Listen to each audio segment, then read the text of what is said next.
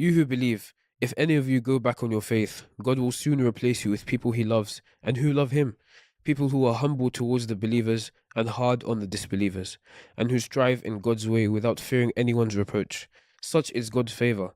He grants it to whomever he wills. He is all embracing, all knowing. Your true allies are God, his messenger, and the believers who keep up the prayer, pay the prescribed alms, and bow down in worship.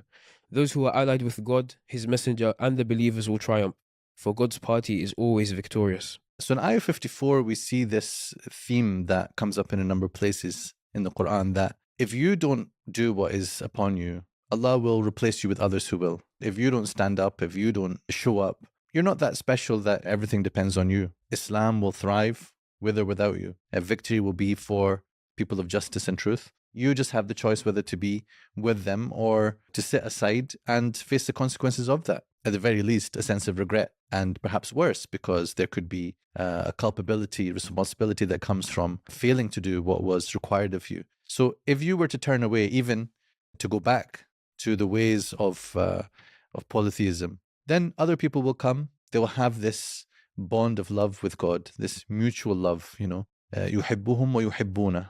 He loves them and they love him.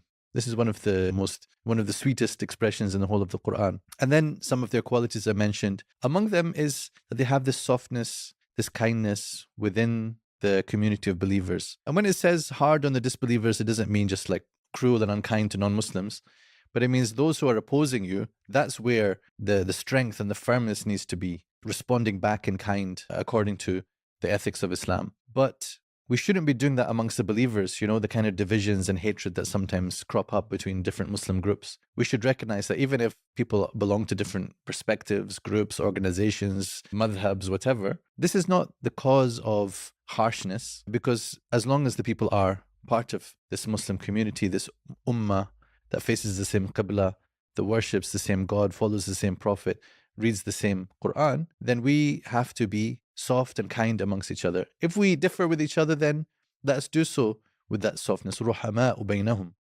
that they are merciful among themselves, as the ayah in Surah Al-Fath, Surah 48 also says. And here, أَذِلَّةٍ عَلَى الْمُؤْمِنِينَ, in the ayah. So they are gentle, humble with each other. They don't raise themselves up over fellow believers.